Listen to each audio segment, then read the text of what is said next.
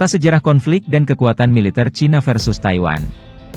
Cina melihat kunjungan Ketua DPR Nancy Pelosi ke Taiwan kemarin sebagai perusak kedaulatan negara tirai bambu. Kunjungan Pelosi adalah kunjungan terbesar ke pulau itu oleh seorang politisi Amerika Serikat dalam 25 tahun belakangan.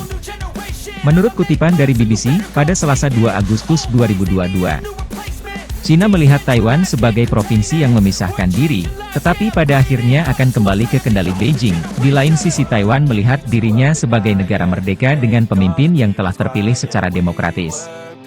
Presiden Cina, 11 Jinping mengatakan, penyatuan kembali dengan Taiwan harus dicapai dan tidak menutup kemungkinan menggunakan kekuatan militer untuk mencapainya.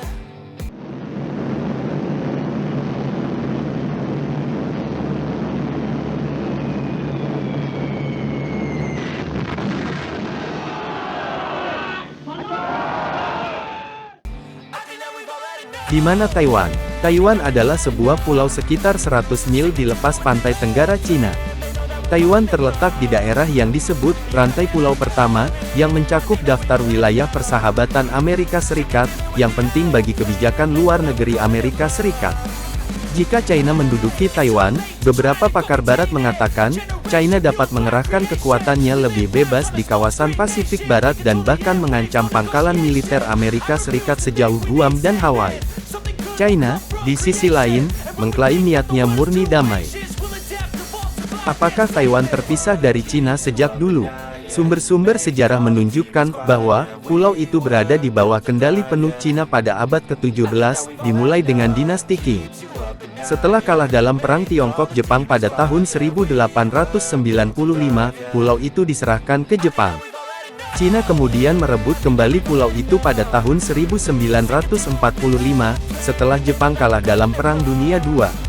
Namun, perang saudara pecah di daratan Cina antara tentara nasionalis yang dipimpin oleh Chiang Kai-shek dan Partai Komunis Mao Zedong.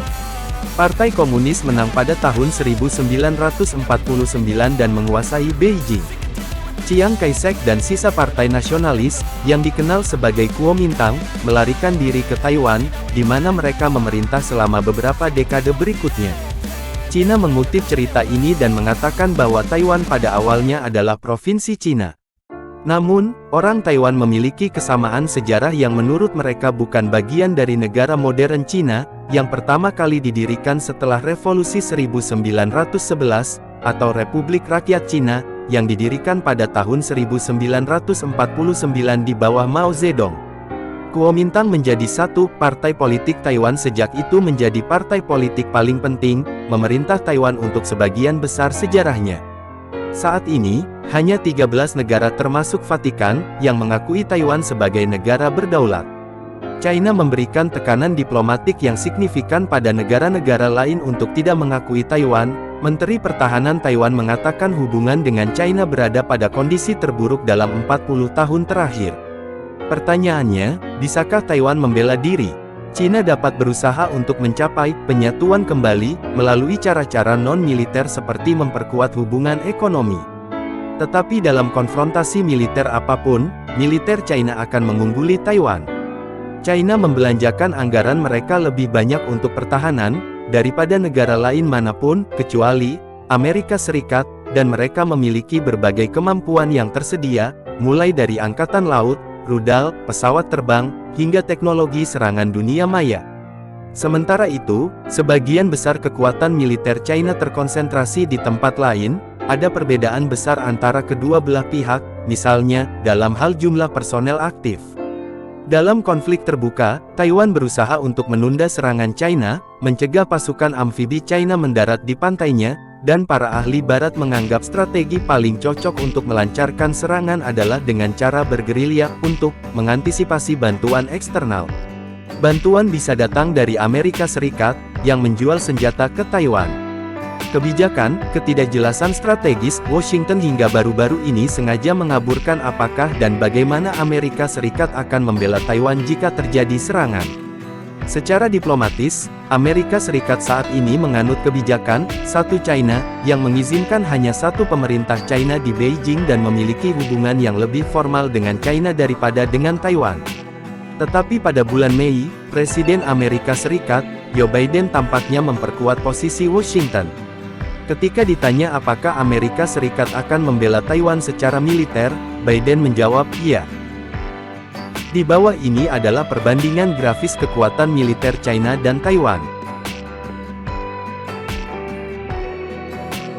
Apakah situasinya semakin buruk? Pada tahun 2021, China tampaknya meningkatkan tekanan dengan mengirim pesawat militer ke zona pertahanan udara Taiwan, area yang diproklamirkan sendiri yang mengidentifikasi, memantau, dan mengendalikan pesawat asing untuk keamanan nasional. Taiwan merilis data tentang serangan pesawat pada tahun 2020.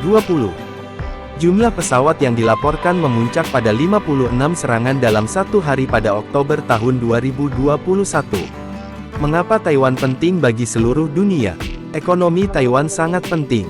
Dari ponsel hingga laptop, jam tangan hingga konsol game, sebagian besar perangkat elektronik sehari-hari di dunia menggunakan chip komputer buatan Taiwan. Untuk satu perusahaan Taiwan, Taiwan Semiconductor Manufacturing Company atau TSMC, menyumbang lebih dari setengah pasar global.